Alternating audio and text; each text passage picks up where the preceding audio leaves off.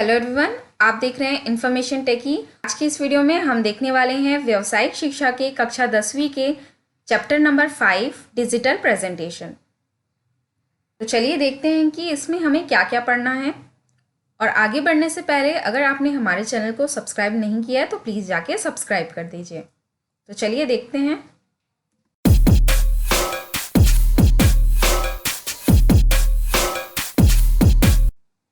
अब हम देखते हैं सत्र 5वां, ट्रांजिशन इंसर्ट करना। ट्रांजिशन इंसर्ट करने का मतलब ये होता है कि जब भी आप ट्रांजिशन इफेक्ट से देखने वालों को प्रस्तुतिकरण के दौरान दिलचस्पी बनाए रखने में मदद मिलती है। इससे जो ऑडियंस है वो और ज़्यादा इंटरेस्ट लेने लगती है जब आप प्रेजेंटेशन देते हैं किसी भी प्रकार का। तो इसके लिए आपको क्या करना होगा, आप सबसे पहले पावर पॉइंट ओपन कर लीजिए। पावर पॉइंट ओपन हो जाने के बाद आप एनिमेशन वाले टैब में आप जाएंगे और आप देख सकते हैं यहाँ पे काफ़ी सारे ट्रांजिशंस दिए गए हैं, जिसको मैं वन बाय वन बताती हूँ कि आपको कैसे करना रहता है। सपोज आपने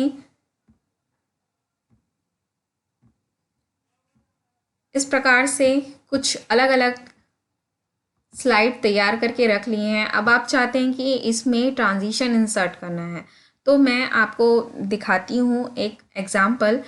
सपोज़ मैं इस वाले ऑप्शन पर क्लिक करती हूँ। अब आप चाहते हैं कि ये मेरा जो ट्रांजिशन है वो सारे में अप्लाई हो जाए, तो मैं अप्लाई टू ऑल करूँगी। अब नेक्स्ट आप चाहते हैं कि एक किसी पर्टिकुलर एक इमेज पर आप ट्रांजिशन इंसर्ट अगर करना चाहते हैं तो आप अपने कंप्यूटर से किसी एक इमेज को इंसर्ट कर लीजिए।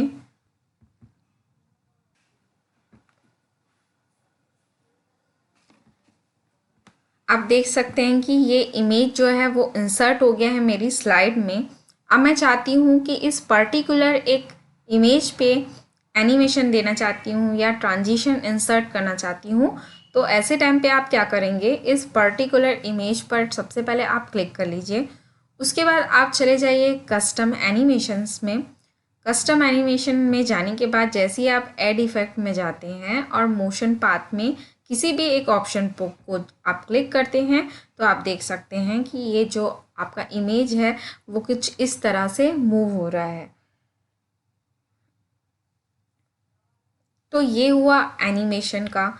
अब आप देख सकते हैं कि यहाँ पे बहुत सारे ऑप्शन दिए हुए हैं, जैसे कि आप ट्रांजिशन साउंड मीन्स आप इस इमेज पर किसी प्रकार का अगर साउंड इंसर्ट करना चाहते हैं तो आप इंसर्ट कर सकते हैं इस साउंड को।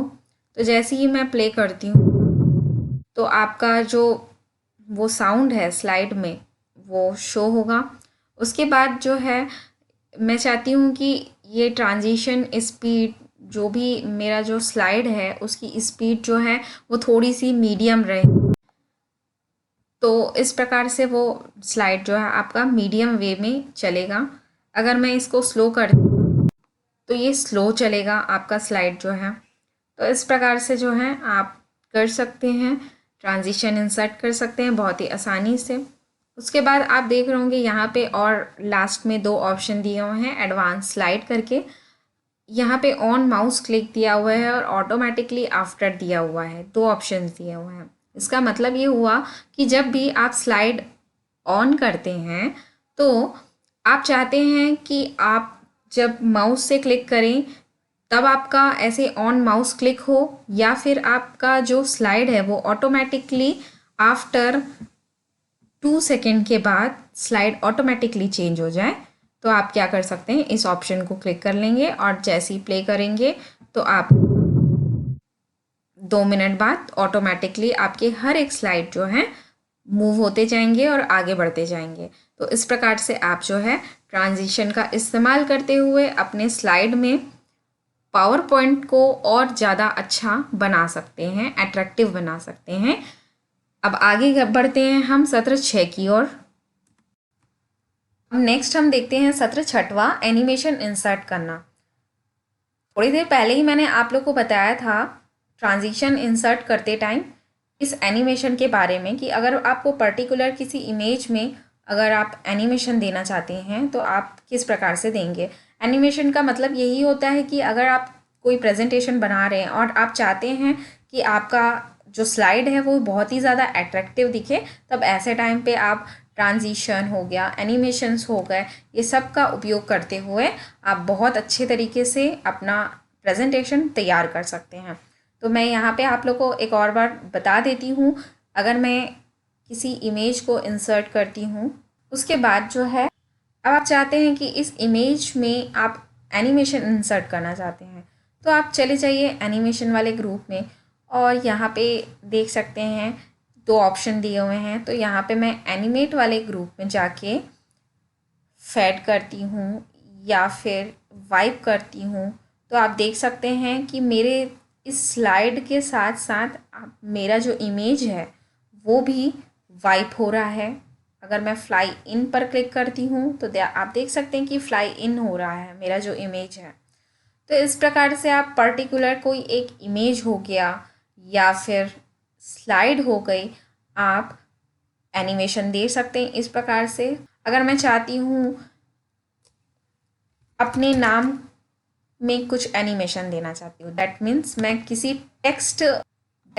मैं चाहती हूँ कि मेरे टेक्स्ट में एनिमेशन लो। तो इसमें एनिमेशन देने के लिए आपको क्या करना है, आप यहाँ पे पहले सेलेक्ट कर लीजिए, उसके बाद जो है फिर से आप इस ऑप्शन में चले जाइए, फ्लाई इन वाले ऑप्शन में अगर आप चाहते हैं तो आप देख सकते हैं कि आपका ये जो टेक्स्ट है वो मूव करते हुए आया। इससे पहले हमने देखा कि किस प्रकार से आप एक पिक्चर में एनिमेशन दे सकते हो। तो इस प्रकार से आप जो है अपने पावर पॉइंट प्रेजेंटेशन में एनिमेशन का इस्तेमाल कर सकते हैं। हम नेक्स्ट सत्र 7वां देखते हैं, ग्रुपिंग ऑब्जेक्ट। ग्रुपिंग ऑब्जेक्ट का मतलब ये होता है कि जब भी आप एक प्रेजेंटेशन में मूव, रोटेट या फिर मल्टीपल ऑब्जेक्ट रीसाइज करना चाहते हैं तो ऐसे टाइम पे आप ग्रुपिंग का उपयोग कर मदद ले सकते हैं। सपोज मैं चाहती हूँ अपने स्लाइड में कोई शेप्स हो गया या फिर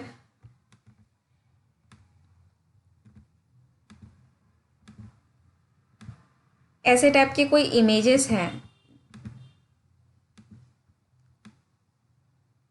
इस अलग अलग इमेज को मैं एक ग्रुप में इसे बार बार यूज़ करना अगर चाहती हूँ, सपोज़ कि मैं देखिए आप देख सकते हैं कि ये एक अलग इमेज है, ये एक अलग शेप्स है और ये एक अलग शेप है। अब मैं चाहती हूँ कि इन तीनों को अगर बार बार यूज़ करना है मुझे, तो मैं क्या करूँगी, इसको सबसे पहले आप सेलेक्ट कर लीजिए, उसके बाद आप ड्राइंग टूल्स में फॉर्मेट वाले में जाएंगे, उसके बाद आप सबसे पहले आप सेलेक्ट कर लीजिए, उसके बाद आप इस ड्राइंग टूल्स वाले ऑप्शन में जाएंगे और आप देख सकते हैं यहाँ पे एक अरेंज वाले ग्रुप में एक ग्रुप ऑप्शन दिया हुआ है।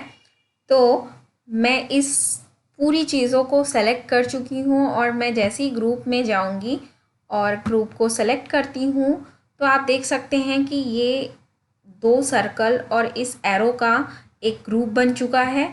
अब मैं इसको सपोज़ कॉपी करती हूँ और अगेन पेस्ट करती हूँ तो आप देख सकते हैं कि ये इसका एक अलग सा ग्रुप बन गया इन तीनों के कॉम्बिनेशन का, और इसे मैं बार बार उपयोग में ला सकती हूँ इन चीज़ों को।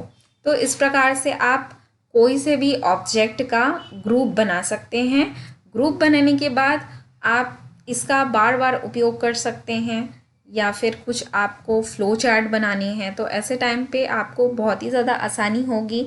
आप अगर रोटेट करना चाहते हैं, मल्टीपल ऑब्जेक्ट रिसाइज अगर करना चाहते हैं तो ऐसे टाइम पे आप ग्रुप बना के, ये देखिए आप इस प्रकार से आप कर सकते हैं इसका उपयोग। तो ये हुआ आपका सत्र 7वां, ग्रुपिंग ऑब्जेक्ट। तो बस आज के लिए इतना ही। Thank you.